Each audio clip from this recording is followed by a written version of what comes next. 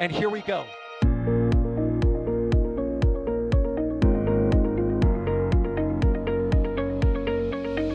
have liftoff. Propulsion continues to be nominal. RCPA chamber pressure looks good. Traveling up. Roger, roll, Atlantic. Water towers fly! Yes! Tango down to nominal. Fighting downside FD off. Bring in FD off. Off. It's orange! Orange 25! Oh my god! Oh my god! Decollage. What do you think? Put that in the big bag, Eagle. 343 unfolds to go. Indeed. We rise together, back to the moon and beyond. If the methane would be igniting in the flare, correct? Yikes. You bet. Sure. We don't need any more of these.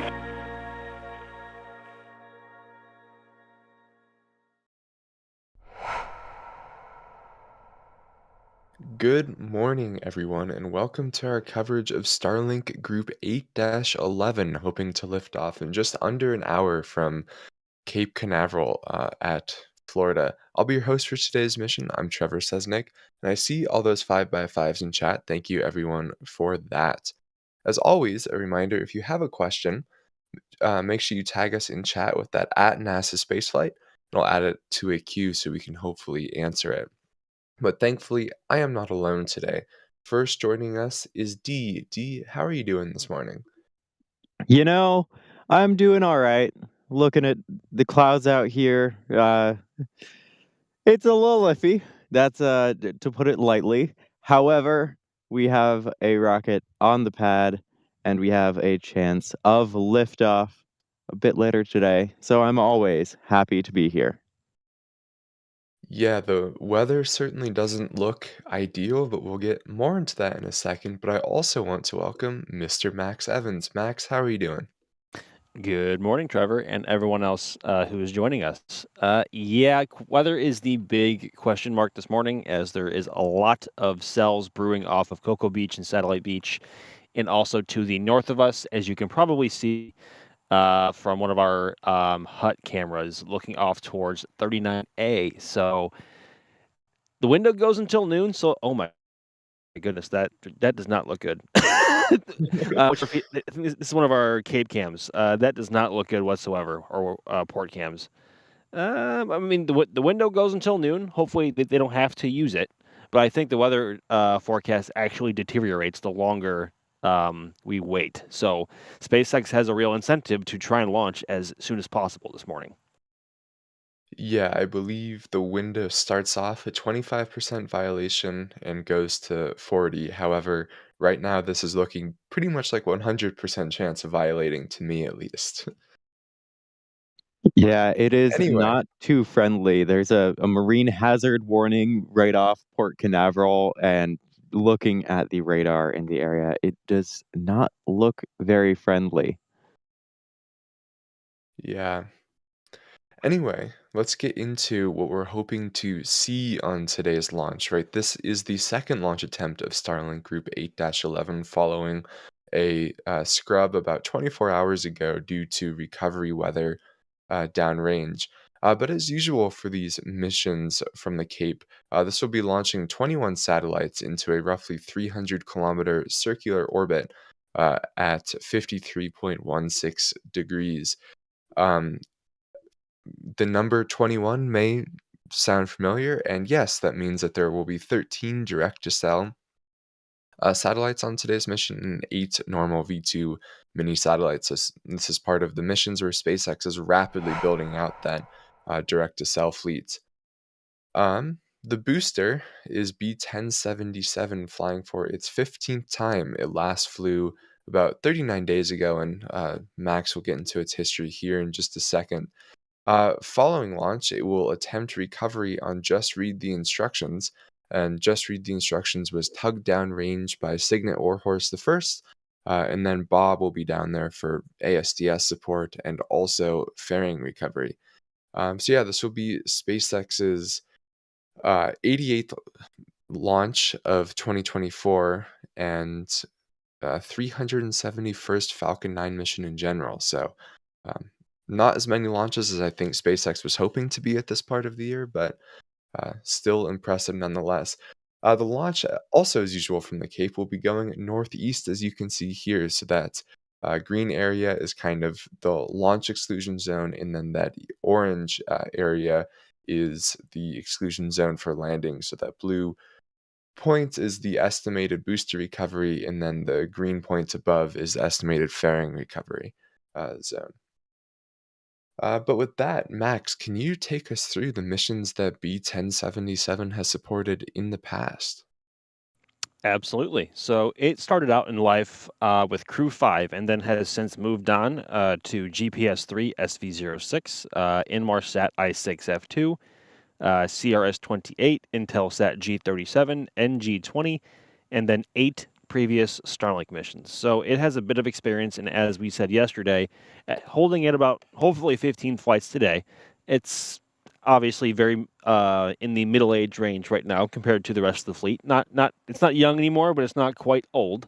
Certainly a middle age booster, but hopefully we can get it off the ground for his 15th flight if the weather plays ball today. Yeah. So, we've talked a lot about the weather. Can you just give us a general overview of what problems we may be seeing and why this may violate SpaceX's launch criteria? Yeah, so there are a number of potential things that could violate their launch criteria. Of course, yesterday the issue was the booster recovery weather. Today, that is still a concern. And from the weather forecast from the 45th Weather Squadron, that's actually an increased concern. They mark it as low to moderate. And then there are also the cumulus cloud rule and anvil rules. As you can see from all of these cameras, there is a lot of activity in these clouds bubbling up. And the concern there is the proximity to the clouds, and based on like the temperature of the clouds, if they could cause lightning, uh, because of course you do not want a rocket to be struck by lightning. You don't want to be fueling it when it could be struck by lightning. That is not a good sign. And so I'm sure that they are keeping an eye on. There are a lot of clouds off northeast of the launch pad, and there's even more just off the coast of Cape Canaveral. The probability of violation for the start of the window where we are right now was predicted yesterday to be at 25%, and then throughout the window increasing to a 40% chance of violation. But whether or not that is about the same or worse, all I can say from my non-meteorologist perspective is that the clouds don't look very friendly. I think that's a very nice way of putting it. And certainly not off of Fleet Cam or Cape Cam. Yikes. Yeah. But we should be getting more confirmation in about 10 minutes of whether SpaceX is on track for launching at the start of the window or if they are going to continue or if they're going to begin pushing into the window. Right now, it is still targeted for 8:35, but of course, that can always change when SpaceX goes into when they have their go when the LD verifies go for pound load, they can always adjust T0 before that. So hopefully we'll learn more in about 10 minutes. But with that, let's get into some of your guys' questions. First, I just want to start off with thanking some people for support. Bideford, a regular around here, gifted 5 Red Team memberships. Thank you, Bideford. And if you got one of those, make sure you thank her in chat. And then Ralph with the $20 tip at tips.nasaspaceflight.com saying, early morning stubby crew. I would like to be clear. I am not part of the stubby crew. But thank you very much, Ralph. After yesterday's stream, I have to share my support for Stubby as well. I feel obligated now. It's 2 against No, 1, Trevor. You're not doing well. I am not doing well. Dr. Dingus is asking a good question of stats that I like to track, of wondering how many Starlink satellites are in orbit. Well, good thing our good friend Jonathan McDowell has a website tracking all of these Starlink statistics. And with that, I can tell you that today's mission will actually take SpaceX to over 7,000 Starlink satellites launched, to 7,001, in fact. And out of those, 6,397 will remain in orbit. So, what percentage of that is that? Like almost 6,400 over 7,000? Uh, yeah, a little over 90% of all satellites launched are still in orbit. Not not bad. Um, and Ryan and Alex in the back channel are talking about how that number was brought up in Twist this week. So make sure you tune into Twist tomorrow to get perhaps other cool stats. Um, let's see. Here's a good question that I'll give to you, Max. John is wondering, why is the northeast trajectory more common recently over due south and due east? Pure chance. Could you get into why they may be selecting this northeastern trajectory? That's a very good question. I know they were favoring the southeast flight paths for a majority of the Group 6 cluster, but they have since favored in terms of launching back to the northeast. I think simply because it is that time of year for weather for recovery, despite what it has been for the past couple of days or week for with Polaris as well. Um, I'm sure there are other more specific reasons, but I am not that familiar as to why it is. But I know that they of course they were flying southeast for a while, and now they are back to a northeastern trajectory, which is of course how Starlink began in the first place. So it's all come full circle. Right. I think part of it has been due to SpaceX is just looking at which way is best weather-wise, trying to maximize the chance of being able to launch. But then part of the question was asking over due south. And due south is not SpaceX is not targeting uh, any of the purely polar shells for Starlink anymore. They kind of abandoned those in favor of uh, prioritizing getting higher bandwidth in not the poles. So we haven't seen a Starlink launch go due south in a very long time, and I suspect we won't uh, see one go due south for a little while. I think SpaceX is definitely prioritizing their direct to cell constellation. Um, yeah. Um, But just as a reminder for everyone, if you have any questions for us, please tag us in chat and we will make sure to answer it. But I see a couple people wondering. So, Dee, I'll throw this to you. What is going on with Polaris Dawn? Could you just, that's obviously not the launch we're covering today, but could you just give us a quick overview of why it hasn't gotten off the ground yet? Of course. So the same reason that we did not see a launch yesterday, that recovery weather for the booster, but in this case, they have to plan out for 5 days into the future for the return of their capsule. So because the Atlantic has been so unpredictable, there's been so much weather out there, they're looking, before they go for launch preps, at what it will be in 5 days when they're landing, and if it's not looking good, they're not going to be launching. So they are currently looking towards Saturday is the most recent update, but as far as whether or not that holds, it'll all be dependent on how the weather looks for that recovery, for their return. Um, yeah. Yeah, and this mission, right, is especially sensitive to weather since, like you were saying, they have to plan 5 days out for splashdown, um, since they are not, going to the ISS where they can remain docked if weather is not good. So Certainly, I imagine the analysis that goes into when they're able to launch is quite hard, and hopefully on Saturday it'll go, because it certainly feels like they've been waiting forever. But better safe than sorry. Telstar86 gifted a Red Team membership, and then Dawn with a $2 super chat. Thank you both very much for your support. Let's see. So now that we are about 42 minutes out from launch, Max, do you want to take us through the fueling events that we're expecting to see start soon, assuming that SpaceX is still targeting the opening of the window? I sure can. So we are coming up, hopefully, well, we are.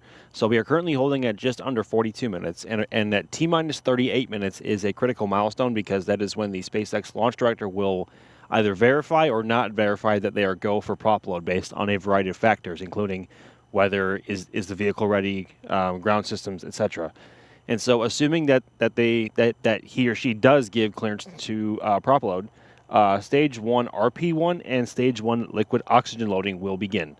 Following that, at T minus 16 minutes, second stage LOX load will begin, but that is after the T minus 20 minute vent occurs, which is essentially a process that SpaceX goes through to clear and purge the lines in the transporter erector to thermally condition them and cleanse them ahead of stage 2 LOX load. Of course, following that, assuming we get that far, Falcon 9 will begin engine chill at T minus 7 minutes. And then, assuming all goes well there, at T minus 1 minute, the flight command computer will begin pre-launch checks, and Falcon 9 will be on internal power, or a startup, as we hear on stream. So hopefully we get that far today, but we will know in just a couple of minutes, or maybe in between 2 to 5 minutes, whether or not SpaceX tweets or we see some frost on the side of the tanks, we will know if we are in prop load or not. Yeah, hopefully. Let's cross our fingers. I mean, at least to me, it looks like it's getting lighter. Is that accurate, or does it seem just as bad? No, honestly, I hate to be the bearer of bad news, but I think it's getting worse. So I think the system that we saw on the Cape cameras and the port cameras is moving north right now, and we are beginning to see those clouds veer north, and it is becoming more and more gray and ominous. So we are pretty much on standby in case it begins to rain, or if we hear a no-go for a prop load, and we will see what SpaceX wants to do from there. But that is all assuming that they are not go for a prop load and they opt to not try at the opening of the window. So we just as a reminder, we have until about 12:59 p.m. this afternoon to get this rocket off of the ground today. And of course, a lot can happen in that time, so you never know. Yeah, I guess with this wider angle, it's definitely obvious that it's getting worse. And there's the weather radar.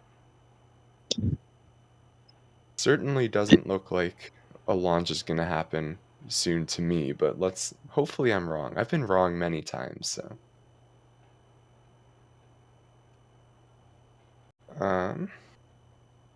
Anyway, moving on. Telstar86 with a super chat saying, when do you think... Oh, is that a phase 1 lightning watch that I see on... Yes. All over all Cape Canaveral Space Force Station areas, it looks like, is that phase 1 lightning watch. So the conditions are not looking great. The phase 2 is where it gets more tricky for loading, for being out, anything like that.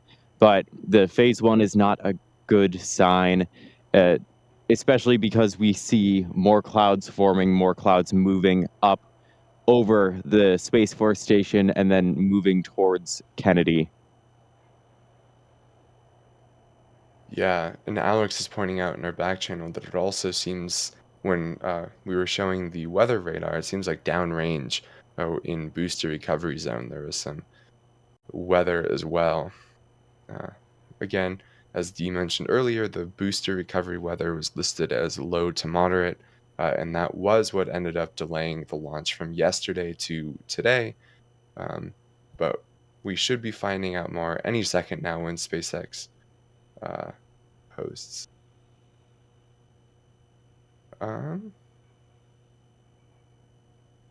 Anyway, back to Alex is now saying 11:33 per SpaceX's website. So that is just about the end of the window. I believe the window goes until 12:31. So I guess they have a few more T0s available. Hey, but we also can't be too sure they don't shift that around to the left. Yesterday, we saw they moved it to the end of the window, then they moved it back and forth. So they are saying 11:33 for that launch, but we'll have to wait and see.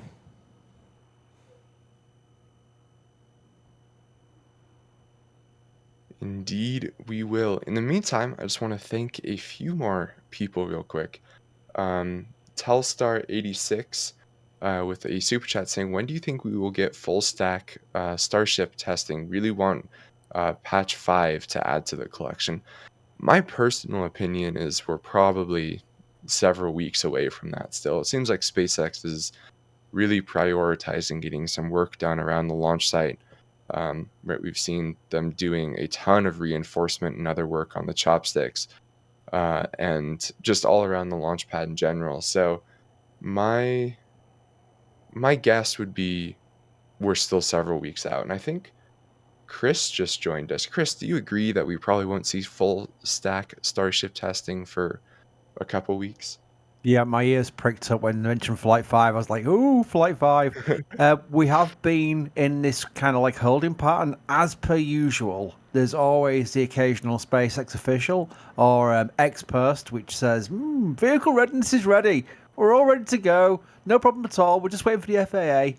And of course, anybody who's a Starbase watcher will probably have a bit of a question mark around that because of the amount of work on the chopsticks that is still ongoing today.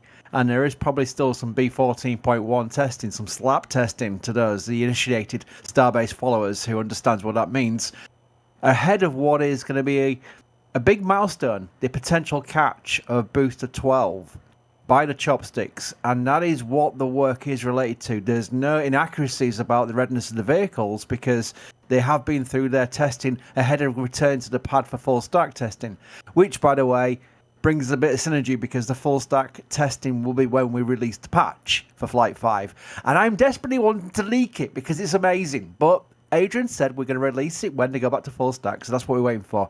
I would say it's definitely looking like October for the launch.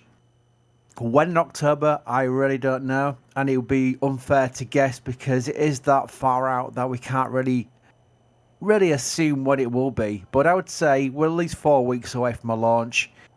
That's not a terrible problem because, again, it's all about having a good launch and a good catch this time. So let's let SpaceX do their thing and see where everything falls into place.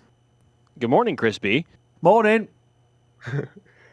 Yeah, I mean, in general, I think taking a little bit of time to work on all of the vehicles, all of the future vehicles, and the GSE and whatnot is probably a good thing, especially given that they're moving into the phase of Starship where they need to begin recovery to be able to actually launch payloads.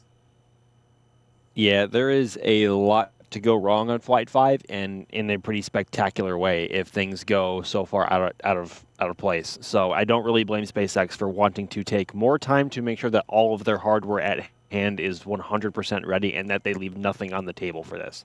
Because if something goes wrong, the boom will be pretty spectacular, and I don't think we want that. Yeah. But as Chris did mention, right, SpaceX did post probably on the order of a month ago at this point that Flight 5 hardware is ready, pending regulatory approval. And then since posting that, they have been doing an absolute ton of work on those chopsticks. So I'm not so convinced by the hardware is ready claim. But anyway. Then Rob with a gifted membership. Thank you very much, Rob, and welcome to someone to our membership program. Our membership program is pretty cool, as Chris knows from uploading everything Yes. for the members. I'll be doing some more of that. right after we get through this Starlink coverage, which is looking a bit iffy because I would A say, bit. even as a Yorkshireman, that's looking grim. That's looking rather grim. So, I mean, on that left screen, it was water spouts. Now you can see the clouds over 39A, and they are continually changing shape, which is, it's cool to see, but also not what you want to see from clouds around a launch pad. But, now we have 3.5 hours until this launch, so a lot can change in that time, even though the weather is predicted to get worse in that time. So hopefully we get lucky and it changes for the better instead. what would you say did SpaceX would be thinking right now if, let's say, their weather people are saying, "Hey, look, this T0, we're not going to happen. We're not going to make it," and then they say, "Well, we've got a 3.5 hour window, but the weather's getting worse." Do you think the decision would be to continue changing the T0, or would they say, "You know what, guys? For today, let's just count this as not good weather. Let's try again tomorrow"? Since they're stuck with the one drone ship right now, they have a bunch of other missions that they want to get done with. They want to get Polaris Dawn off 39A. They have other missions they want to be using that pad for. So I think they're gonna, unfortunately, just push it back, wait and see, even if it's expected to get worse, because there is always that chance. They have threaded that needle so many times in the past, and delaying this mission is another 24 hours before they have that drone ship available, and until ASOG is back out on the high seas, it's I'm sure that they want it off the ground quite badly. If I can just hijack this stream for a second, Trevor, if you don't mind, Doug Moody in chat says, Bayek, it's grim. Proper Yorkshire weather. That's true. And then ends it with LUFC, which is Leeds United Football Club. That's cheeky. Come on, York. Carry on, Trevor. Sorry. Go sports ball. Yay. Yeah, I mean, that radar is not what you want to see when a launch was originally going to be, a little over half an hour away. But with that, I think we are going to go on commentary pause until, I guess, T-minus 1 hour. So we'll be back in about 2.5 hours when hopefully we are closer to launch. So if you have any questions, of course, leave them here. We'll go into some standby music and be back in a bit. So thank you very much, everyone, and talk to you in a bit.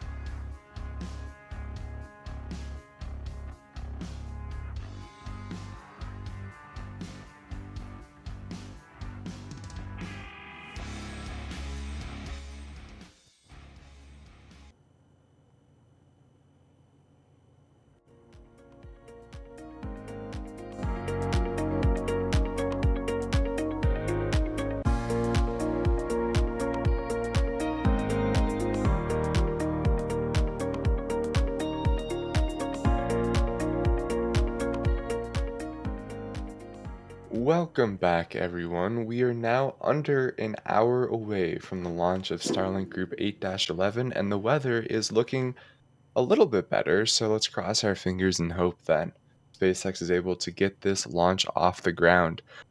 I'll be the host, as earlier. I am Trevor Sesnick, and I will be joined by a few other people.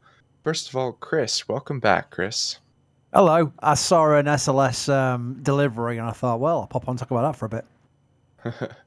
Yeah, we'll get into what that weird boat is here in a second, but I also want to introduce D. D, how was your break?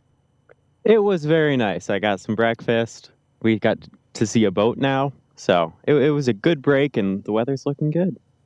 Ish. Ish. And then also Max Evans. Max, welcome back. Yeah, emphasis on the ish. But you know what? It does look better overall. Skies are still a little bit gray, and some not so friendly clouds are hanging around, but it is far better than it was earlier. So, fingers crossed we can get her off the ground. Yeah, and for those who may not have been listening earlier, the quick overview of what this mission is. This is Starlink Group 8-11. This was originally scheduled to launch yesterday, and then they had to delay to today due to recovery weather. So this will be launching 21 Starlink V2 mini satellites into a roughly 300 kilometer orbit at 53 degrees. But following landing, the booster B-1077 will attempt landing on Just Read the Instructions. And of course, the pad, as you can tell from that new crew access tower, is Slick 40. But I think the more interesting thing to talk about right now, and why we have Chris on, is Chris, what is that ship that we're looking at? That's Pegasus. That's the famous Pegasus barge, which we all saw during the shuttle days. There we go. Didn't take long to mention shuttle. During the shuttle days, it used to bring the external tanks from Michoud in New Orleans up into the Turn Basin, and then they were taken off the Pegasus and taken into the transfer aisle of the VAB, lifted over into the high bay, onto the mobile launch platform, and with the SRBs already there. And then the orbiter would put on there, and then they'd roll out a full stack shuttle to either 39A or 39B. After the retirement of shuttle, they modified Pegasus big time. They literally chopped it in half and extended it to cater for the SLS core stage. And that's what its primary job is. Its primary job is to transport the core stages, which were like the long external tanks version of the Space Shuttle, to KSC. Ironically, there's no core stage inside this one this time.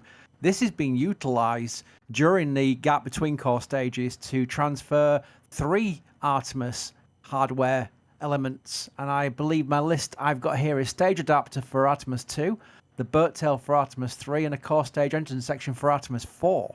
So that sounds quite exciting when you talk about that, but this hardware up to Artemis 4 might not be mission complete launched hardware until multiple years in the future because of SLS's launch cadence, which is not exactly all that impressive. Yeah. It's not quite like Falcon 9. It's quite the opposite of Falcon 9, in fact. It's a fun point, actually, though, because we do talk about... I was doing some posts earlier about Starship, and people were asking, why is it not launching yet? Everyone said 3 weeks, and I was going through that they were doing a lot of testing on chopsticks, and that we're probably not looking for a flight until October. And people were getting down. But I have to remind people that even now, that's quite a pretty impressive launch cadence for Starship's initial test program. SLS, and of course, it will increase in time, and eventually it'll be almost like Starlink's before long with the Starship launches. SLS will never be able to do that. It literally cannot accelerate past 1 a year. So it really is a case of when you see an SLS launch, it will be an event for that year as far as SLS is concerned. Yeah, it certainly is a very, very different attitude that NASA has taken with the development of SLS as SpaceX has with Starship. But so when are we expecting to see Artemis 2 and 3 at this point, Chris, since you said there's hardware for both of them, for both those missions on this boat?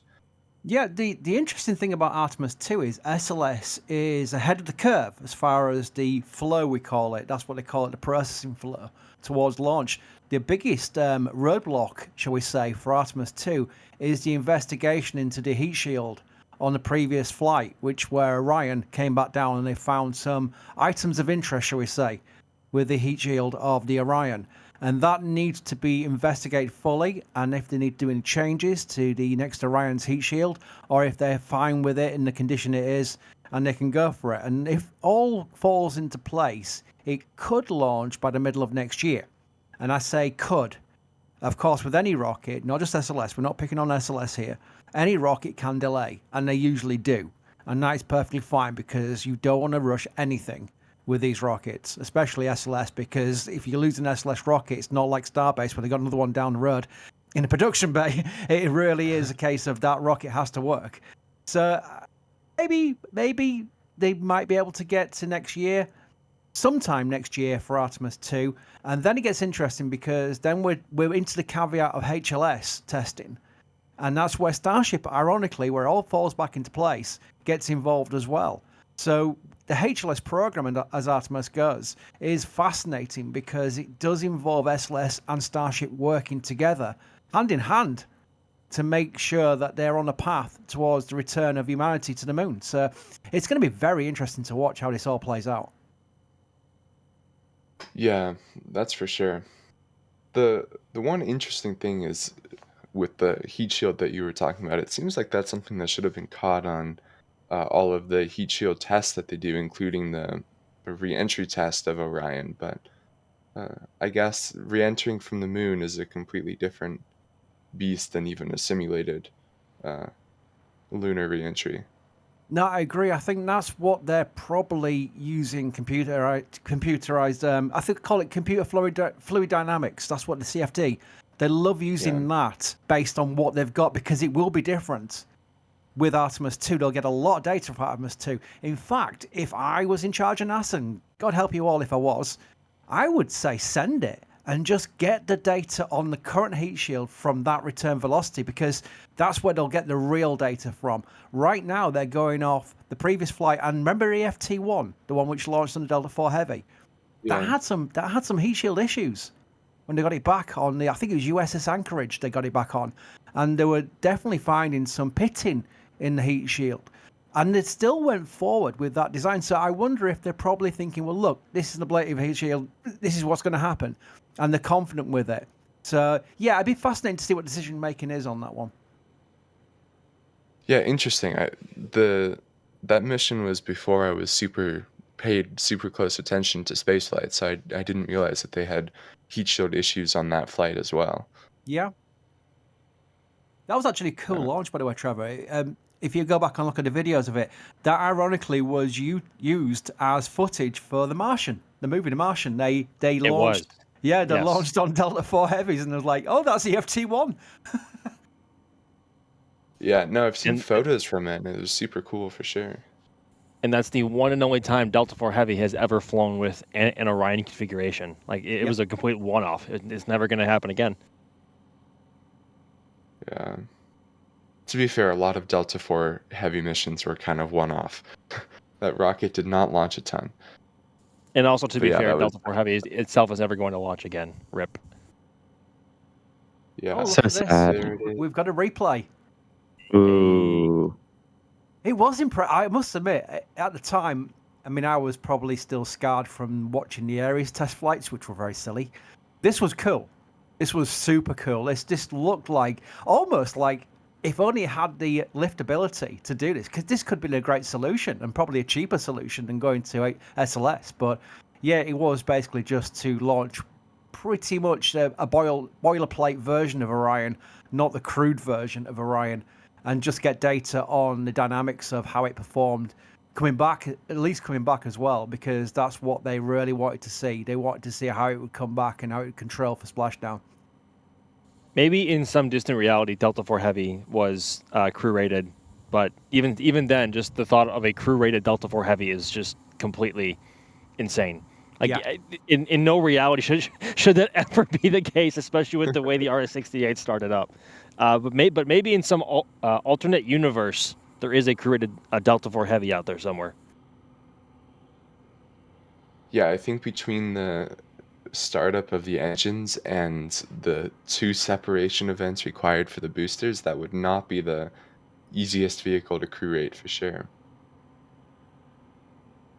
We might go down a rabbit hole here, but I remember also that ULA fought hand and fist over this. They had, during the selection of what was to happen after Constellation, it was almost like fingers on the scale to make sure it would be SLS with the shuttle-derived hardware, but also they tried to remove the ELV options by saying they had black zones. Black zones is where a crew-rated vehicle cannot abort, and that is bad because of shuttle. Remember, you could not really abort with shuttle during first stage. You had RTLS, but that was going to be real kind of like last gasp trying to get the crew back over water to bail out. And it really wasn't a viable abort scenario. They tried to put that onto DELVs. And I remember George Sowers, who's still active now to this day on X. In fact, I think he posted just today. He fought hand and fist on ULA's behalf, saying these black zones have been made up. And after the down select was made for SLS, they then admitted there was no black zones. It was incredible how they down selected to make sure that the 2010 Authorization Act would absolutely end with SLS being the one picked. That is fascinating. I had no idea. Oh, it's all coming back to me. When I mentioned EFT1, it was all coming back to me about all this process to get to SLS. It was kind of crazy. It really was. Crispy's in the groove right now. Yeah, that is really interesting. I did not know that either. I know that was one of the really strict requirements for the commercial crew program. I didn't realize that was as much of a consideration for the Artemis program, but I guess that makes sense, or the Constellation program. I guess that makes sense, though, when following 2 space shuttle accidents. It might take me hours to do, but Kevin Michael Reed's probably thinking there's a video in there somewhere. It was called the rack process, which was basically where they had 3 options for what was going to replace Constellation. And one of the racks, there was 3 groups. One of the racks was EELVs. And they fought hand and fist saying, look, this is the cheapest and fastest way of getting back on track. And they just got their finger on the scale big time. And I'm not even being controversial here, because afterwards there was quite a lot of public documentation showing it. But it was, it was almost always going to be a shuttle-derived vehicle that was going to take over, which was SLS. We need everyone in chat right now to just spam yes if they want Chris Bergen to make a video going down a whole rabbit hole about this subject. I'm not a script writer either. I'll have to get Adrian. I'll have to do an article and Adrian to scriptify it. Adrian. Yeah, but I mean, this is somewhat related. We may as well shout it out to Shuttle Sundays, which what is that?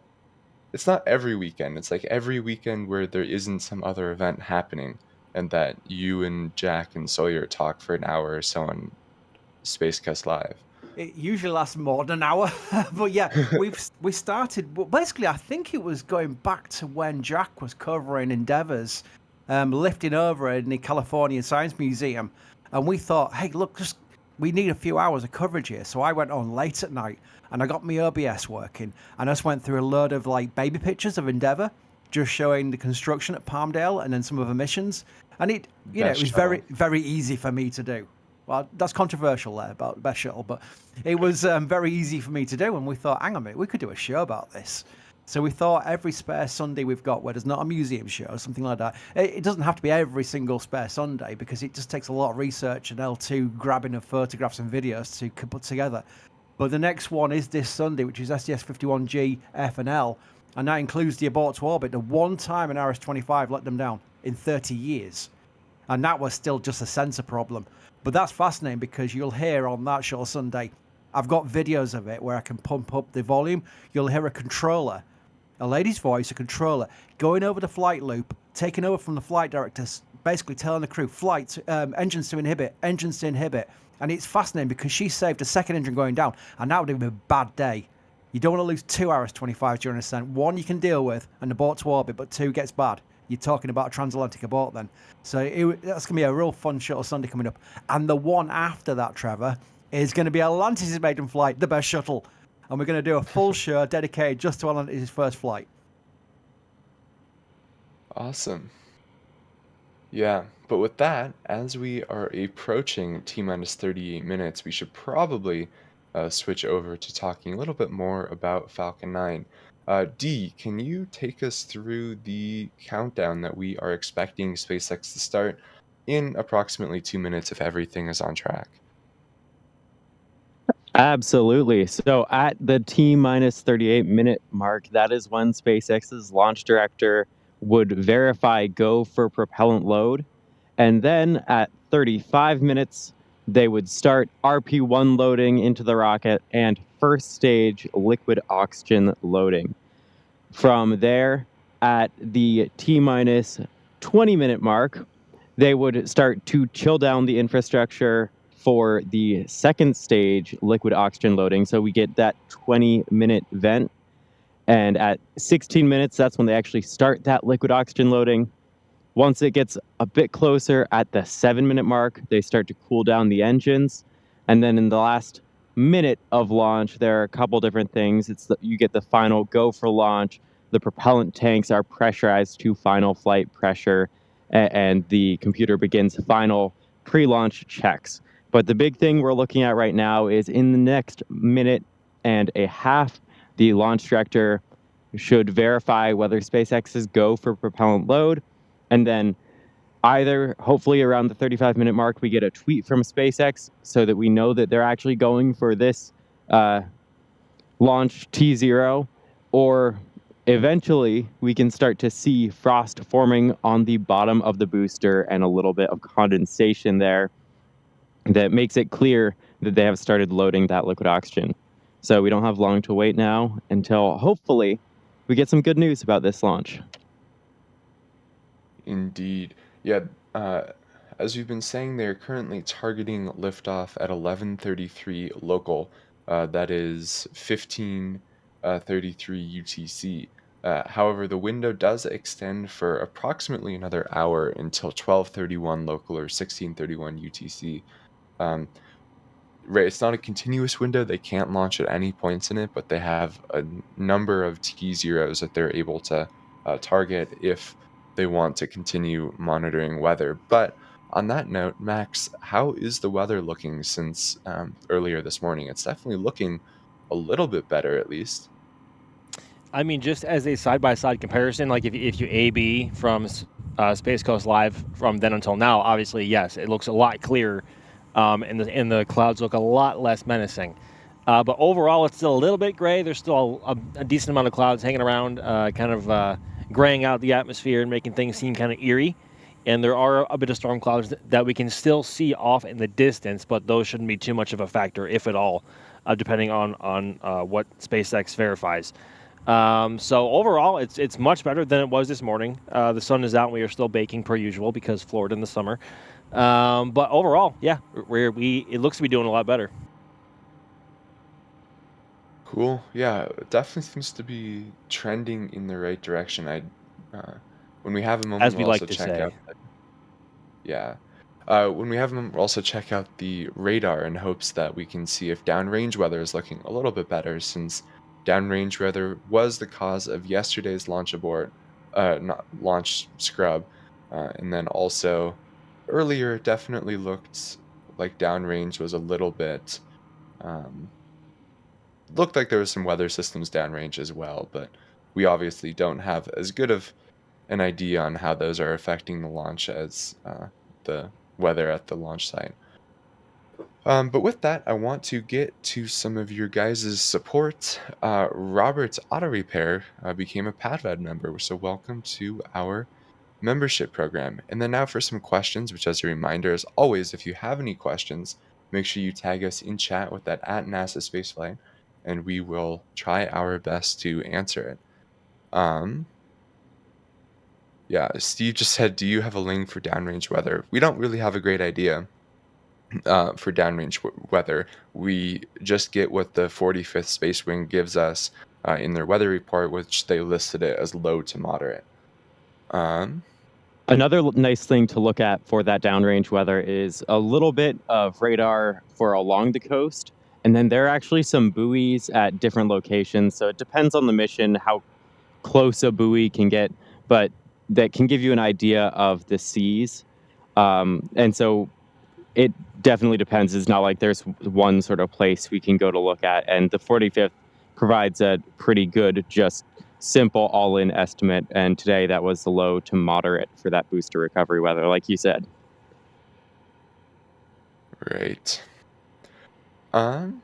Let's see.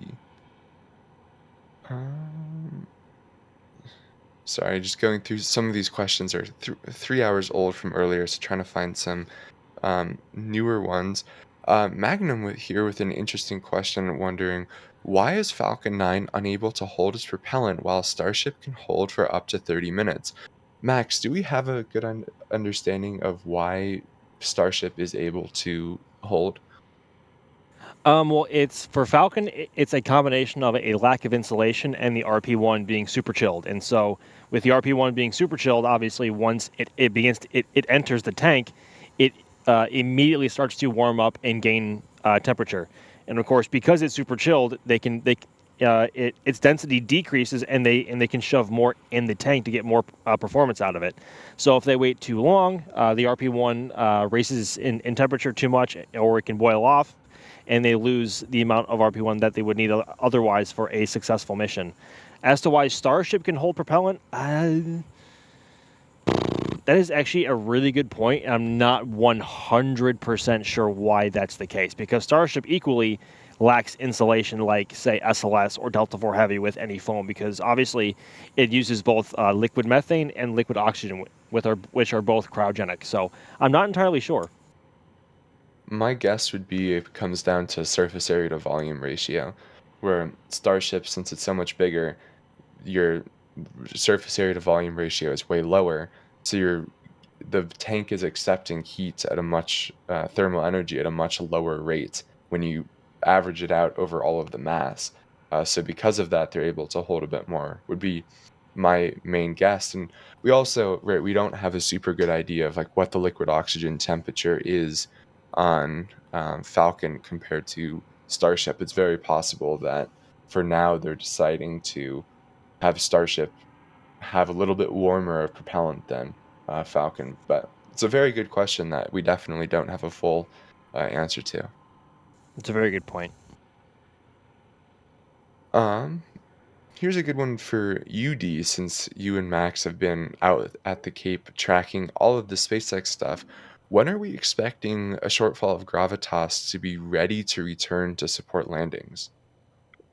Oh, that is a really good question. So we didn't Oh, think there sorry, was just to interrupt you two. real quick, we just got a tweet from SpaceX saying that propellant load on Falcon 9 has started, and they are currently they found a break in today's weather, and hopefully we'll be able to hit that gap in the weather and launch today's mission.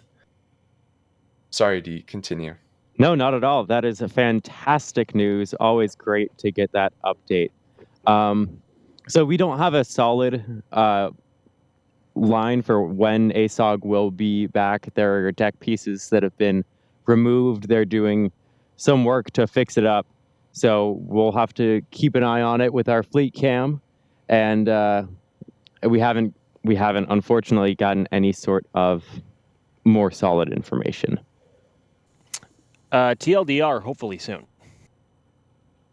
Yeah, I mean, Max, you were in the plane or helicopter, whatever, for a flyover, so you know better than the rest of us. But to me, the deck of a shortfall of gravitas seemed like it was in pretty good condition.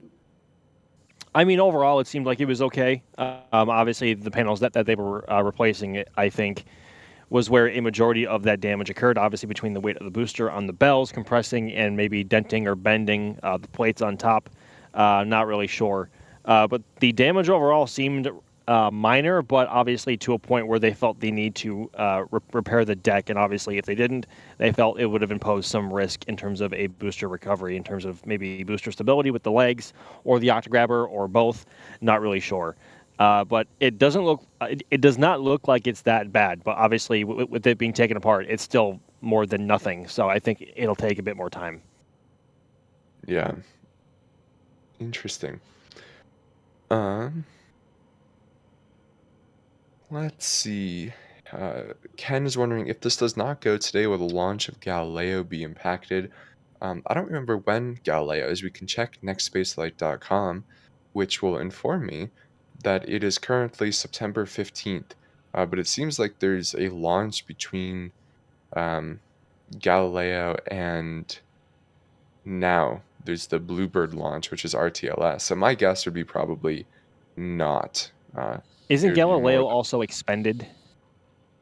No, that one should be that one, I believe, is an ASTS landing. Next Spaceflight has it as ASTS as well. Gotcha. Okay.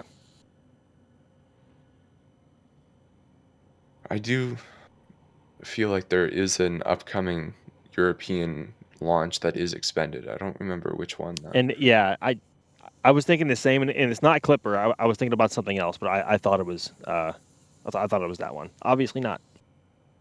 I wonder if we'll start seeing some new Falcon 9s because they've obviously lost the one recently, and they're going to have some expanded missions. They're going to have those anyway, naturally. And you'd think they want to complement their fleet because they've got a good amount of boosters, but some will be coming to the limit maybe of their age. Based on where they stand right now, they'll probably push a few on a few Starlinks to see how far they can take it. But I want to keep an eye out for some new Falcon 9 boosters turning up at McGregor or McGregor Live, which we can show 24/7. And actually, Yeah, a brand new booster just rolled through here yesterday. Yeah. Yeah, that actually brings us to a good question that we got earlier from Callie, wondering approximately how many boosters are in service. Depending on how you count, it's about 20. So they have a decently sized fleet at this point, especially when you take into account that each booster can fly upward of 20 times. It's a lot of boosters.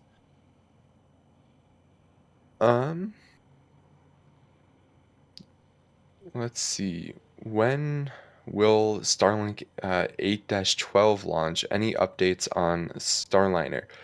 Starlink 8-12. I once again don't know off the top of my head, but next spaceflight, upcoming launch page, will tell you that mission has not been scheduled yet. So I don't think we have a good idea of when that will launch at all. And then as to the second part of your question, I guess since Chris is on, we may as well ask him for his opinion. Chris, what's going on with Starliner? When are we expecting it to come back? Where is it expected to land? Yep, it's coming back tomorrow, all being well. There was a press conference updating yesterday, but it was quite benign. Probably understandably, because I think all the hard questions were asked in the previous one about the decision that was made to come back uncrewed. It's going to be fascinating to watch. It's going to be a lot more fascinating in a relaxed way because there is no crew on board. I think it would have been a real nail biter if the decision had been made, which I thought was never going to be made, but thankfully wasn't, to put the crew on and bring them back because they felt confident they could come back okay. I still want to see this come back nominally. I don't think we ever want to see issues coming back uncrewed because there's a lot of what ifs involved, and also that will then play into, well, if they had confidence, it obviously was not well thought out.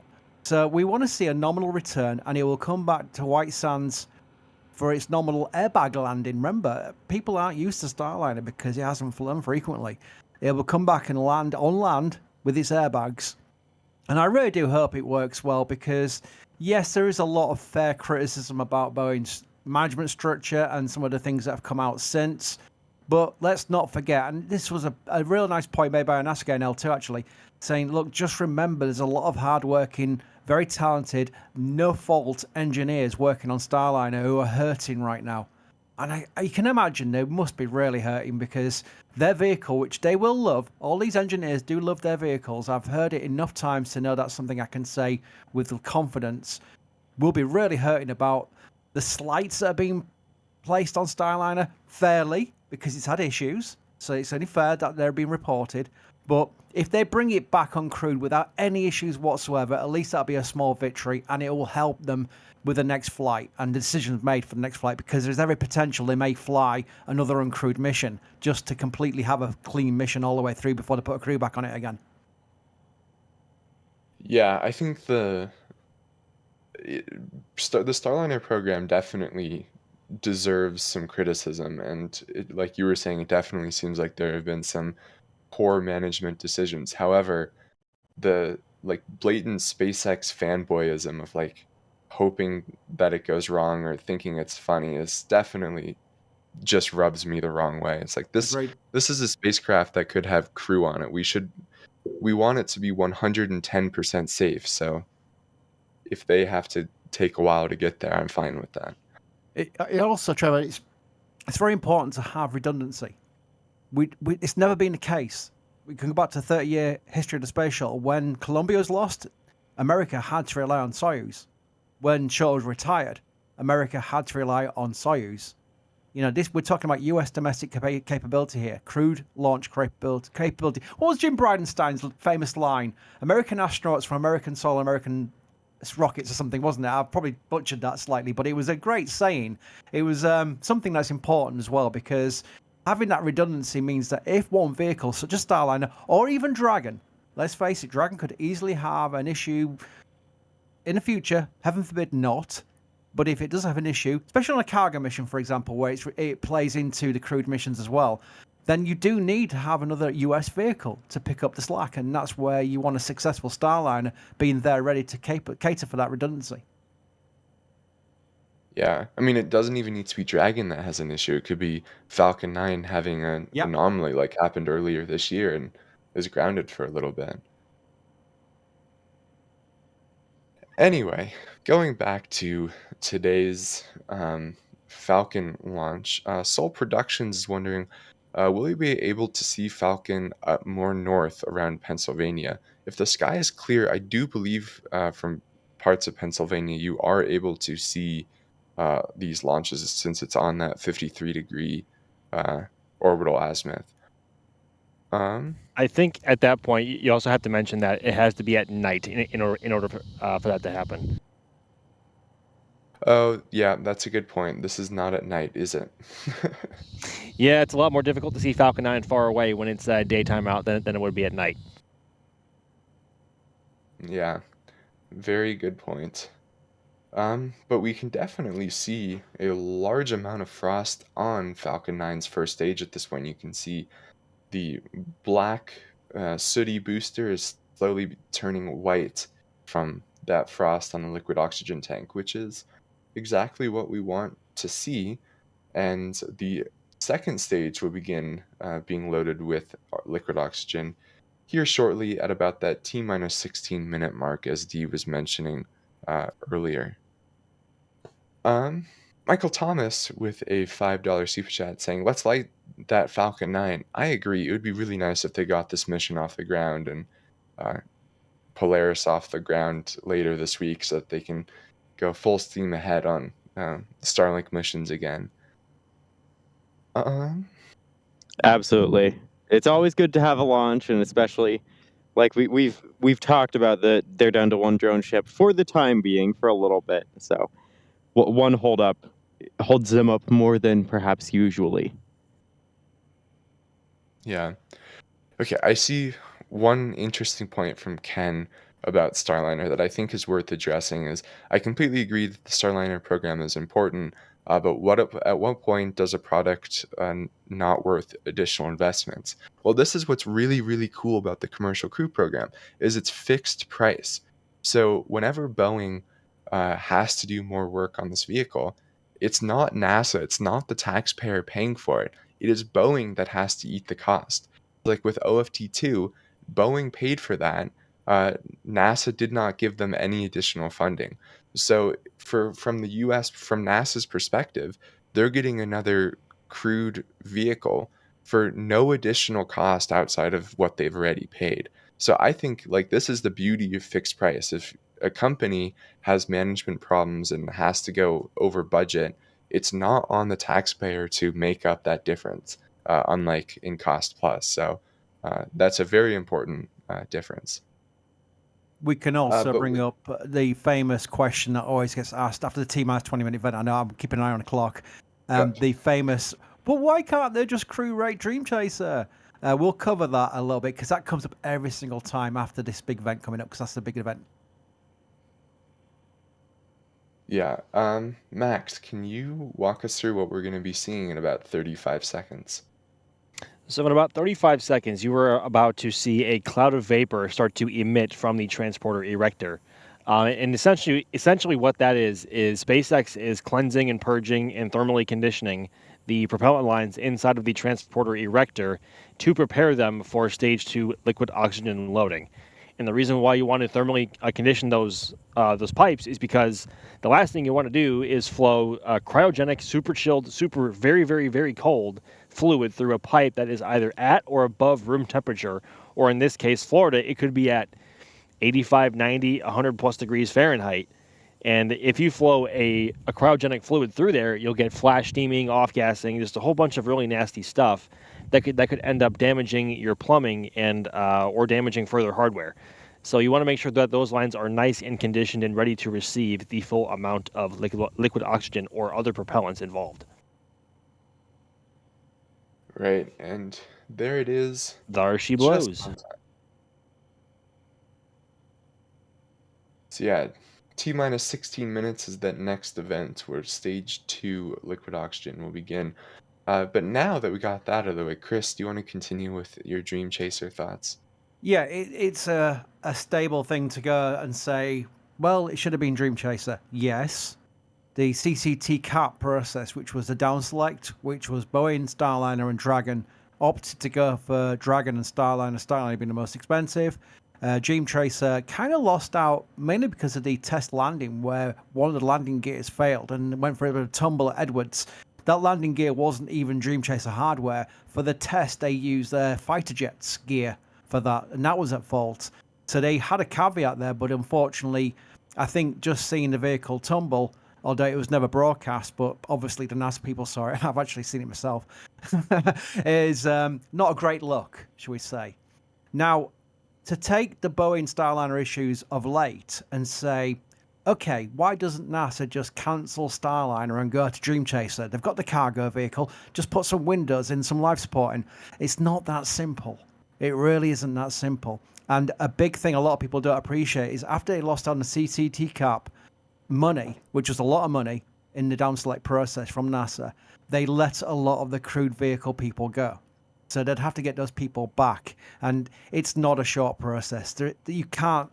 Actually, yeah, if you're referencing that in chat about the shortcuts taken, you can't do that with Dream Chaser either. So I think the decisions they're sticking with right now to try and persevere with Starliner, with what Trevor's mentioned as well, as far as Boeing having to take the cost of making sure the vehicle is back to full scale readiness and works perfectly, is currently the best process to go forward with. Right.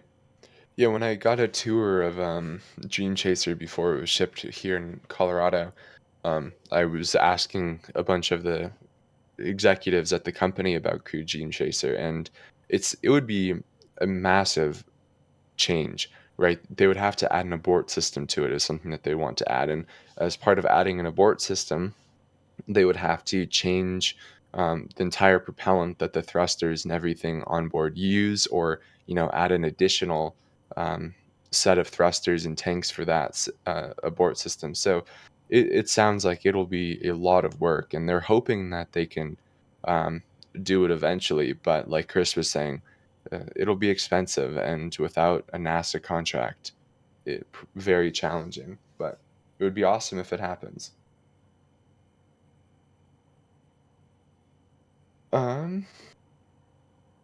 Going to some more of your guys' questions.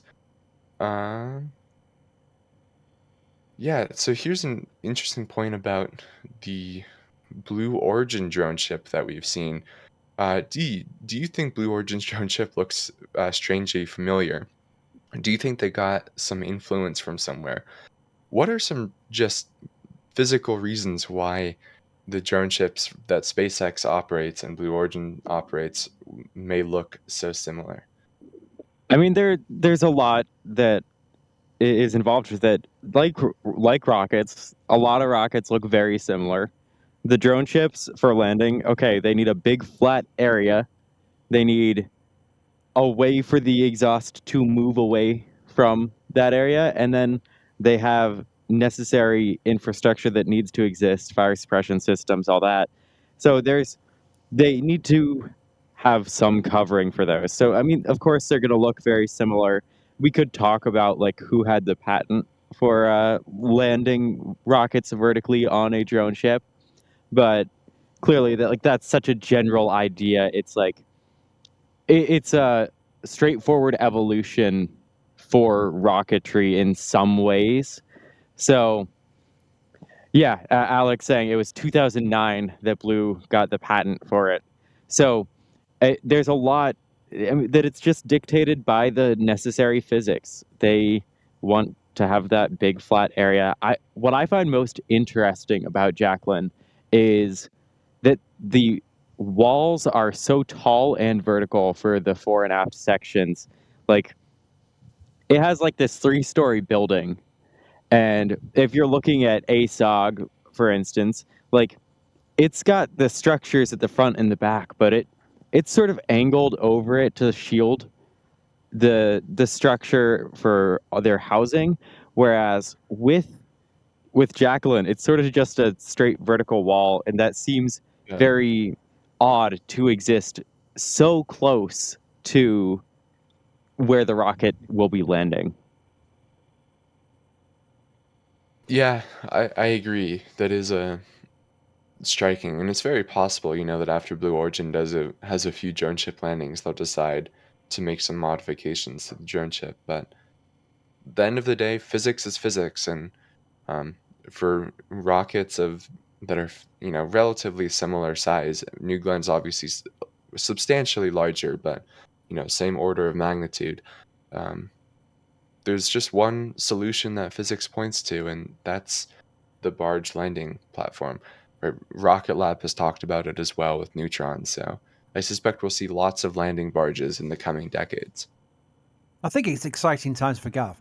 I think he's very pleased by the marine assets that are coming to play, including Rocket Lab, which is the irony of the first reference where Peter Beck said on an NSF Live with us that marine assets suck, and you could hear Gav hitting the floor, fainting, while that was actually broadcast. And since then, Rocket Lab themselves looking at marine assets related to Neutron. So it's becoming something of a stable in the industry because China's at it as well. So there's a lot of ocean-based assets involved in rockets these days. And it is fascinating to see this view now on the right-hand side from our Space Coast Live cameras, where you can see SpaceX and Blue Origin being happy neighbours next to each other at Port Canaveral. Right. Let's see. Ken is wondering how long after launch does it take to prepare for a new Falcon 9 launch? So this is a bit of an interesting question because if you look at pad turnaround time in general, it's pretty quick. Like the quickest turnaround of any SpaceX pad is Slick 40 at 2 days, 19 hours, and 40 minutes. So you'll actually see, basically, if we get a launch today, within 10 minutes of that launch, they're already moving the TE back to vertical to pick up the reaction frame and start getting ready for that next mission.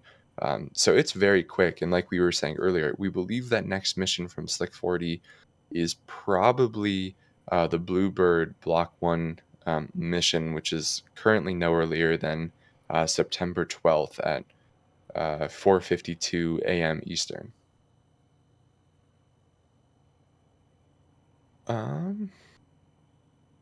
To some support flippers with a super chat saying when NSF bobbleheads. Oh, hopefully never. Oh, no. Oh, bobbleheads? Oh dear. No. I have limited. I have so limited. confused by this. Yeah, What? I have limited veto capability, but if I had some, I'd utilize it on bobbleheads. No, we're not having NSF bobbleheads. Thank you. And then Flippers also gifted a Red Team membership, so thank you very much, Flippers. And then Bideford, a regular around here, gifted 5 more Red Team memberships for the second time today. So thank you, Flippers. Thank you, Bideford.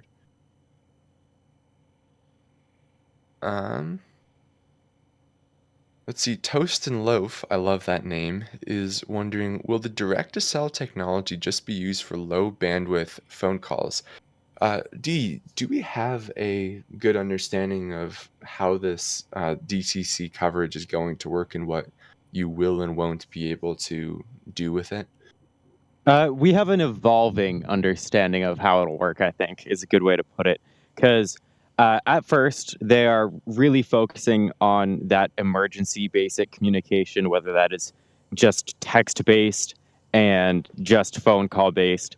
And it'll take some time before they want to allocate that bandwidth to any sort of data, because we have seen some demonstrations, internal demonstrations, I believe, of like a FaceTime call, and that's when they aren't using the direct to cell with anything other than like one cell phone in a given area.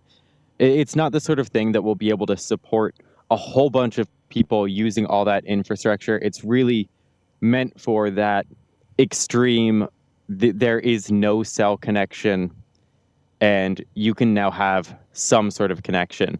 And I believe we even saw that it might be opened up beyond, after like the first year, to beyond just the partnered carriers to more carriers, which would be a major benefit for people who are in those bad situations without any service and need rescuing. Yeah, I mean, we also saw immediately from the start that they're planning on for emergency use cases offering it to anyone, um, which is very cool. I'm very thankful that at least when it comes to saving lives, these companies are willing to not charge. um, Here's an interesting question from Aspler that I certainly have no idea the answer to. Maybe one of the locals will. A bit of a different question, but what are the birds of prey flying around the launch site? Would be perfect if they're falcons of some sort. D, Max, do either of you have any idea? The most common birds that we see around here all the time are osprey. They're the ones. They're ones with nests around here. That's the big bird. It's those and mosquitoes. It's those and The mosquitoes, but mosquitoes also are the big birds. bald eagles are a nest here that was rebuilt. I have noticed that there's lots of photographs. I've got a friend who's very much into birds, and I've sent him a few ex-posts from KSC where they've showed actual nests that have been built around the areas of KSC buildings. It literally is, because remember, it is built on a nature reserve. It literally is. And when I ever hear people complaining about the potential impact of wildlife on Starbase, I go, well, did you complain about KSC? Because, you know, I've got the famous footage of Discovery taking out a couple of turkey vultures, which I used last night, just basically as a point to make that just because KSC has not got the Elon fascination around it, that you shouldn't point out Starbase as some kind of like, wow, someone actually built a launch site in the middle of nature. That tends to be the case for all launch sites. Yeah, very true. But what also seems to be the case with all Falcon launches is an event at T-minus 7 minutes, the engine chill. Max, what is the engine chill? And in general, what events are we going to see from now up until launch? So essentially, the process of engine chill almost mirrors exactly what happens with the T-minus 20-minute event. Essentially, what they are doing is they are thermally conditioning the lines inside of the Merlin 1D engines, and making sure that they are cooled down to the necessary temperatures to avoid thermally shocking the plumbing and the materials all inside the turbopumps and all of the other plumbing involved. And following that, we should be getting a call out at around T-minus 1 minute that Falcon 9 is in startup, which means it is in internal power. So Falcon 9 is calling its own shots there, unless someone steps in and calls an abort. Hopefully they don't, like yesterday. After that, we should see engine ignition at around T-minus 1 or 2 seconds, and then hopefully liftoff shortly after that. Right. Yeah, coming up soon. We should be getting confirmation from SpaceX, like you were saying, in about T-minus 45 seconds as to if the weather is good enough for a launch attempt today. But as of right now, it seems like it's probably good. So let's keep all of our fingers crossed. I want to thank a few more people. Go ahead, Trevor. I've got a question afterwards. Oh, I just want to thank a few more people real quick. Telstar86 said, "What about a Hopper plushie?" I'm not Adrian, but that would be kind of cool. Would, wouldn't it? Make Yeah, sure- that'd be very cool. I would be all for a Hoppy plushie. Absolutely. Yeah. I think that makes a lot of sense. I'm sure I will send a message to Adrian. You never know. You never know. Yeah. That diabetic kid with the $5 super chat saying, How about just a limited edition Jack in a kilt and crab suit bobblehead? Oh Yeah, boy, that'd work. I think that would sell very well. Yeah. Then P Gamer 2.0 became a Capcom member. Welcome to our wonderful Discord. And then RC Horseman gifted 5 Red Team memberships. If you got one of those, make sure you thank RC Horseman. And thank you, RC Horseman, for supporting our channel. Chris, what were you going to say? Yeah, a few people in chat. I like reading live chat along with the rest of you in watching our stream right now. And a lot of people are coming in probably a bit late, but that's fine because they're just notified there's a launch about to happen. Usually Next Space Flight Now gives you a notification at T-minus 10 minutes, and that's where we get quite a few people coming in because they like to, they're a busy day. They like to come in for the actual launch event itself. People asking what Starlinks are launching on this one. So it's Starlink Minis, V2 Minis. But how many? Was it 21 they're launching on this one? Yeah, 21 V2 mini satellites, 13 of which have direct-to-cell capability. I wonder if any of us can answer the question related to in early Starlink missions, especially with the original Starlinks. They were launching up to 60, I think, in one go. Why are they only launching 21? The satellites are like 3 times as heavy now. Yeah, the minis are much larger satellites. They're and not so very mini. no, they're only mini compared to what would be launching on Starship. So but they are much larger, much more capabilities. They all have the laser interconnects. They are dimmer in the sky. I'm sure that there are so many improvements that we do not know about as well, but a lot more throughput, a lot more connectivity there. Yeah, so despite them launching, I think at some times they launched like 62, 63. So despite launching literally a third as many satellites, they're actually putting more bandwidth in orbit per launch because of how much more capable these V2 mini satellites are. But with that, Max has to go get ready to take awesome video of today's launch. So Max, good luck and see you on the other side. He may already be on the other Yes, side. he took off his headset already. So yeah, we are coming up in about a minute and a half on that T-minus 60-second mark, which is when the vehicle will enter startup. But at this point, they will be closing out liquid oxygen load on both stages, and fuel load should be completed on both stage is already. So very, very close. And Shane with doing the reminder for us in his super chat saying, how is there over 5K viewers and only over 1,000 likes? The like button is free.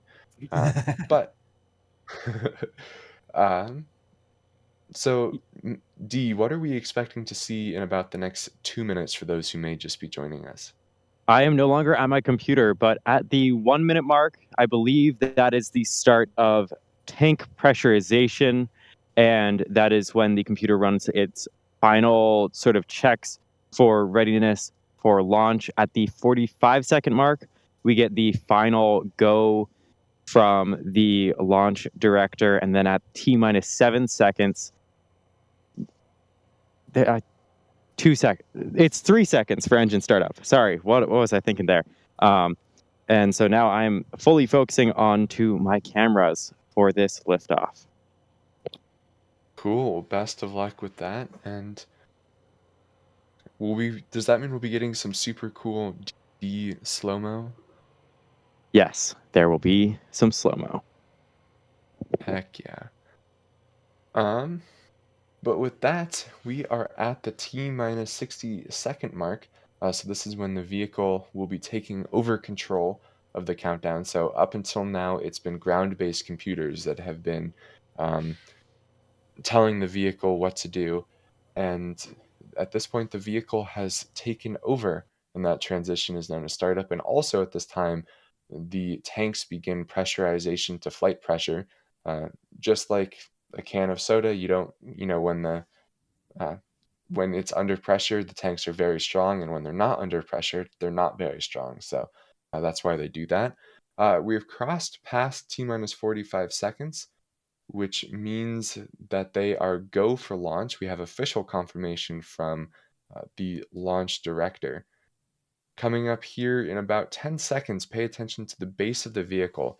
We won't be seeing that green flash from this angle. However, we will be seeing that big plume of steam coming up once they ignite the engines, and then hopefully lift off a couple seconds later. And there it is, and there we have liftoff of Starlink Group 8-11, SpaceX's 88th launch of 2024. We will be quiet so you can enjoy the launch audio.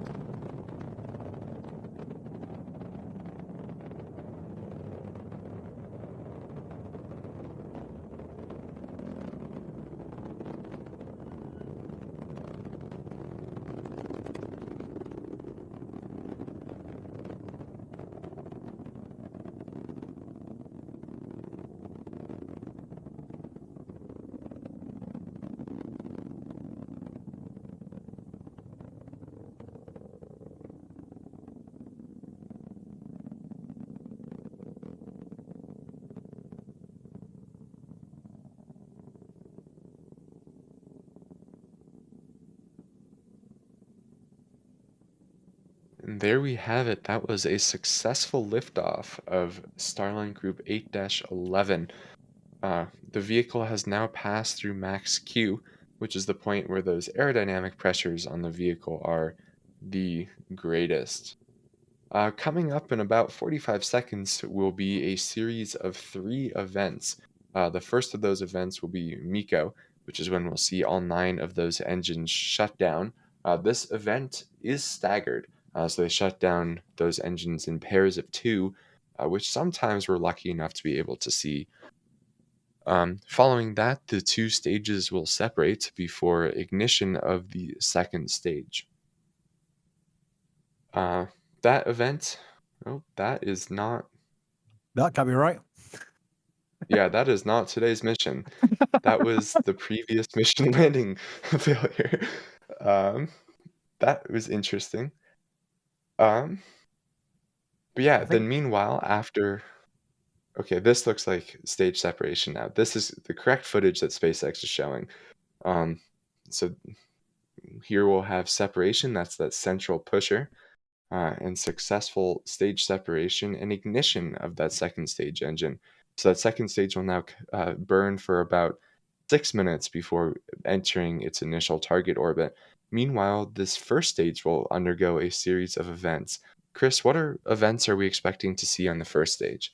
Yeah, this is where it gets quite fun because you watch the grid fins, which are now expanding out. They're ready to help go through the aerodynamic pressures where it can steer. And also you'll see the re-entry burn, which will happen not too long away now, and then hopefully a landing burn and onto the drone ship. Yeah, hopefully onto the drone ship indeed. And not like the random clip from X there. This one should land without the no from Jack. Yeah, was that? That was interesting for sure. To be clear, the booster on this mission is it's fine.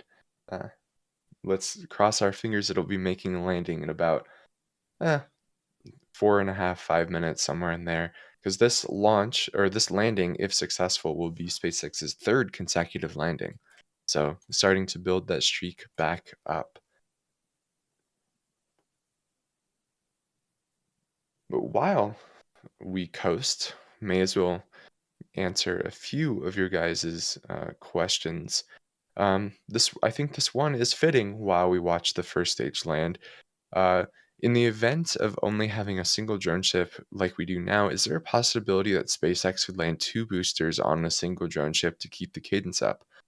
What do you think, Chris? Is this something that we'll ever see SpaceX attempt? No. No.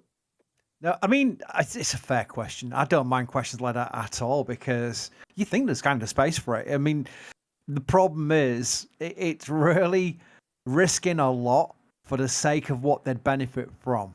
It doesn't make any sense to me. I'm sure SpaceX, as we are all aware, know exactly what they're doing. They can plan out and have contingencies ready. I'm sure, especially with the surprise of how long a streak Falcon 9 had for successful landings, that the plan they had for when they lost one and the effect on the drone ship and the timelines and the turnarounds would have been just on the shelf, ready to bring down. The fact is, they probably left it on that shelf a lot longer than they thought they would need to because it's been so successful. Yeah, it's probably true. But I mean, right, these are all things that SpaceX plans for, and it'll be a short time where they only have one drone ship on the West Coast, so it's not that big of a deal. That said, I definitely preclude SpaceX from their 148 launch goal at this point.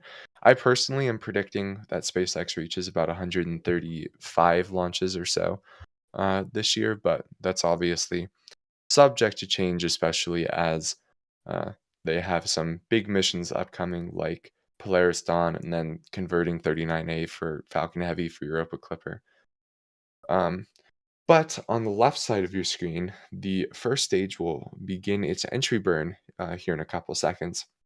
This is a 1-3-1 burn, so it'll start with just a single center engine, and then shortly after ignite the two side engines, which will stay lit for the majority of the burn before shutting down. So there's the center, and then here you'll see it switch to a line. There are the other two, and then these will all shut down once the entry burn has been completed.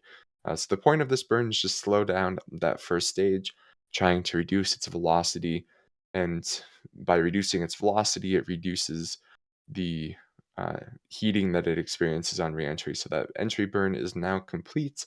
That stage just has a single burn left, the landing burn, which will start in about a minute from now. This never gets boring, That Trevor. This never gets this it view really coming does. back to Earth. It's just I will never get bored of it. It's just beautiful, and it's also amazing because the guy who was responsible for designing this, Lars Blackmore, is now working with Starbase and Starship, and he is going to be deeply involved with the successful landings of ships and boosters in the future. Yeah, isn't his title something really cool, like Principal Mars Yes, Landing Engineer or something like yes, that? it's a brilliant title. I want a business card with that on, even though I have nothing to do with it. Just it's an amazing job title. Yeah. Um, so yeah, any second now, or in about 30 seconds, that landing burn will start. That is a single engine on these missions, so it's just that center E9 engine that will ignite to hopefully take the booster to a soft touchdown on just read the instructions. So yeah, if you pay attention to kind of the left grid fin, any second now the booster should, or sorry, the drone ship should become visible. Yep, I think you can kind of see it. There it is for sure, under that left grid fin. Since now it is pitching over toward just read the instructions. There's that drone ship footage on the right. And that looks good. B-1077 has now completed its 15th launch and landing. That marks SpaceX's 344th booster landing and third consecutive booster landing. I was going to do the yes, but I realized I was recording it for an next person. I don't like hearing my own voice. There we go.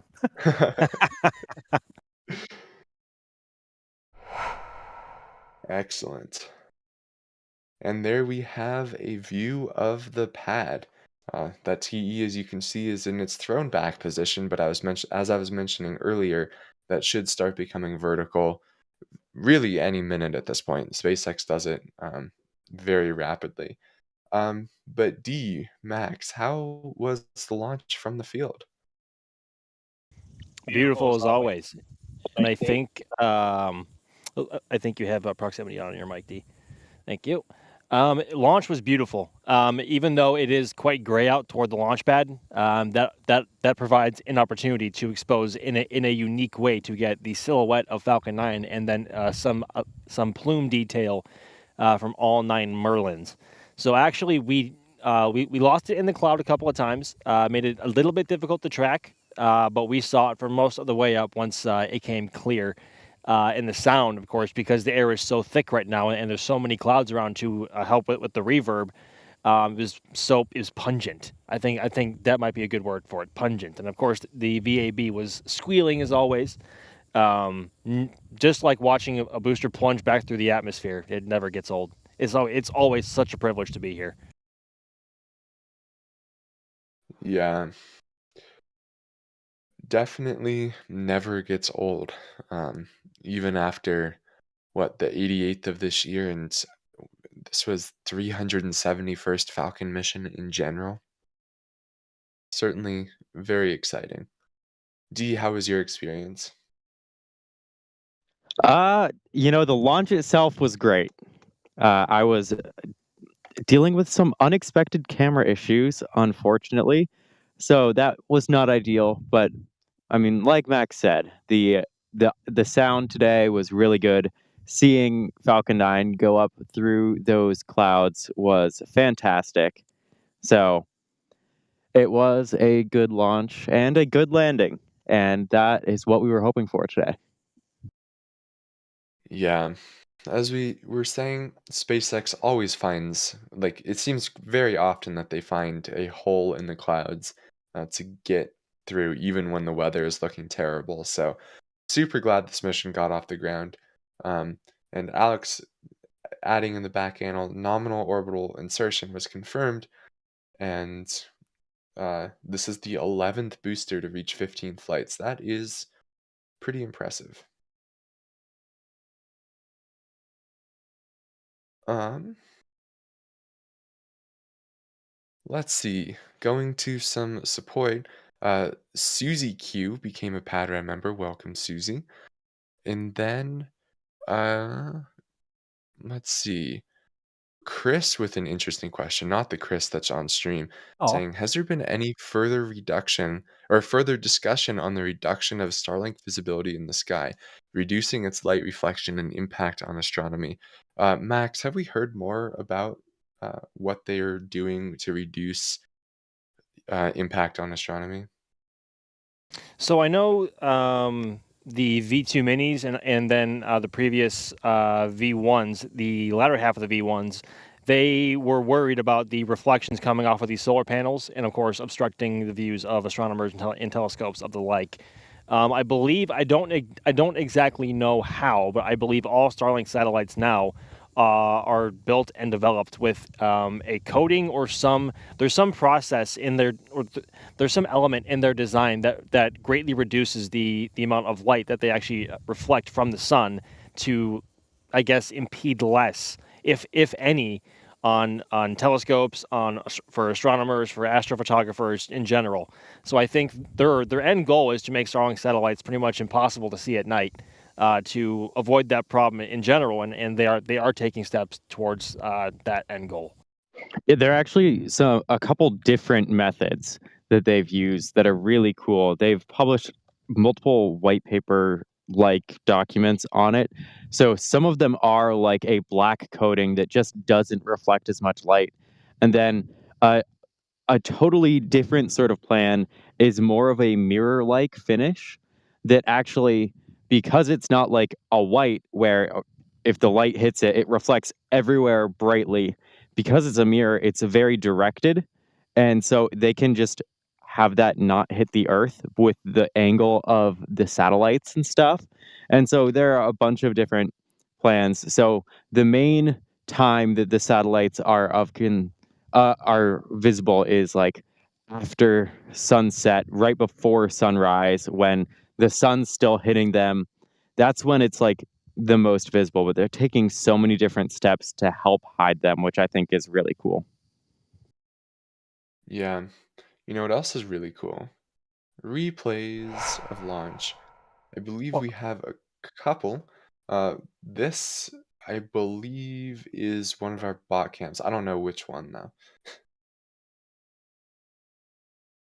I Yeah, just you have personally it for appreciated the 525. segue they did there, Trevor. That was amazing. Yeah, boy, that angle really highlights that they just found a small gap in those clouds to Yeah. launch through. I believe this is now Max's tracking shot. Yep, looks like mine. You know what, Max? A question I would ask, and I'm sure other people in chat would like to know: what's it like tracking a rocket? Because it's hard to appreciate watching our live stream when you're actually following the rocket. It looks like it's going quite slow, but I can only imagine it's going extremely fast, and you are really moving that camera to keep up with it. It's not something you could I could turn up and do myself. I'd be all over the place, but I would be with the camera anyway. But I assume it's not easy. It's not. Yeah, you're right. It's not the easiest thing in the world, especially when you're punched in all the way at about 1,000 millimeters, like I am. Trying to keep the body of the rocket in frame entirely, or the exhaust, depending on if it's day or night. It can get tricky, especially in situations like this where it's flying through clouds and you don't have an exact way, especially when you have an external monitor to directly aim the camera beyond what you can see on the monitor, or trying to break your neck and lean down the line of sight from the lens to try and see what you're looking at. But it does get, I think the trickiest part is from initial liftoff to about apogee from our position, where the rocket begins to arch over, just because you go from dead horizontal on your aim to pretty much aiming up at about maybe 60 degrees. So there is quite a bit of camera motion in play, and it's also a bit trickier when you have a heavier camera and maybe not so supporting tripod to support the weight of that. So you have to be extra ginger and careful with your movements. So it can be tricky, but it also depends on your environment around you, whether it be light, clouds, weather, everything. Did you find the different rockets have different ways of tracking it? Like, did you find the Starship was pretty much similar but bigger? Or was it a different kind of kettle of fish where you're tracking Starship, you're thinking, wow, this is much different than Falcon 9 launch you've been tracking?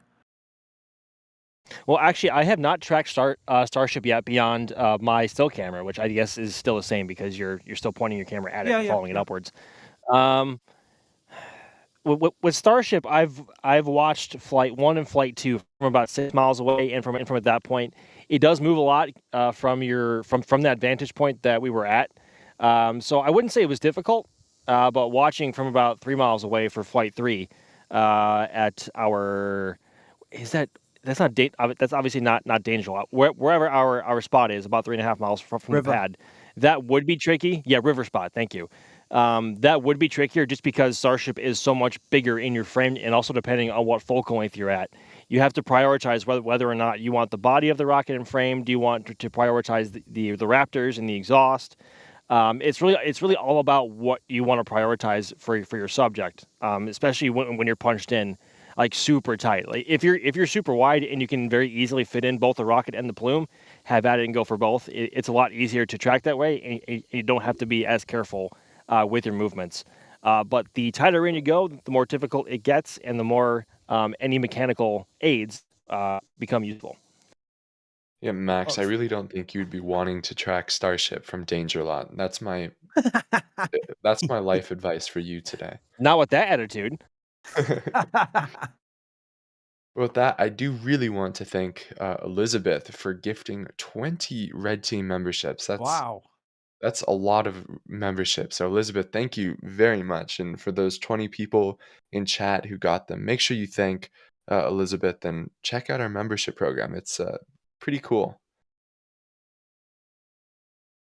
But with that, I think that's going to do it for us today. So I want to thank everyone who's been on. Chris, thank you for joining and giving us your shuttle and SLS expertise. That's all I'm good for. Pleasure. And then in the field, we had not one, but two people, starting off with D. D, thank you very much. Of course. Always happy to be here, and especially happy to get a launch today.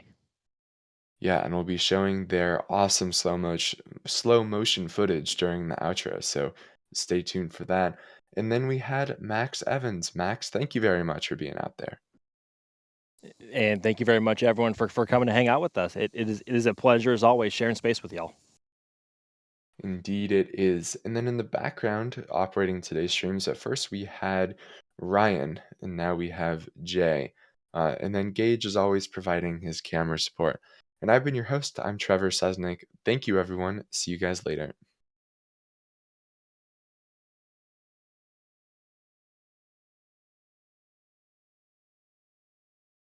I'm being told to plug socials. Yes, you can follow us at NASA Spaceflight on X. I think we also have an Instagram. I don't do Instagram, so I think it's handled slightly different. Yeah, And we've got then- Instagram, Facebook, even TikTok. Elisar's Oh. got us on TikTok, would you believe? There's no videos of me dancing, but yeah, we're on all the socials and they do amazing work. So you can find the links, all that on our site. Yeah, MySpace is coming soon. Yeah. I should also mention, by the way, there is one more SpaceX launch later today. We will not be covering it since it's from Vandenberg, but SpaceX will be launching the NROL 113 mission from Vandenberg this evening, which, if all goes well, will be SpaceX's 300th Falcon 9 flight with a flight-proven booster, which is certainly pretty cool. Anyway, thanks everyone. Bye for real this time.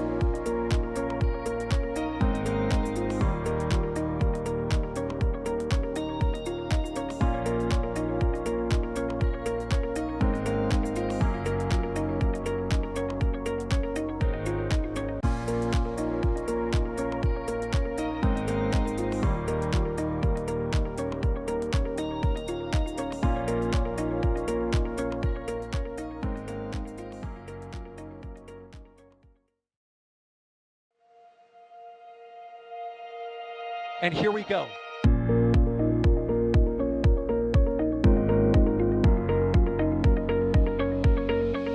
We have liftoff. Propulsion continues to be nominal. R68 chamber pressure looks good. Rolling up. Roger, roger, planet. Water towers fly! Yes! Tango down to nominal. Flight downside speed off. Bring in SPD off. Off. It's orange! Oh my god! Oh my god! Decollage. Put that in the big bag, 343 unfolds to go. Indeed. We rise together back to the moon and beyond. This methane will be igniting in the flare, correct? Yikes. You dead?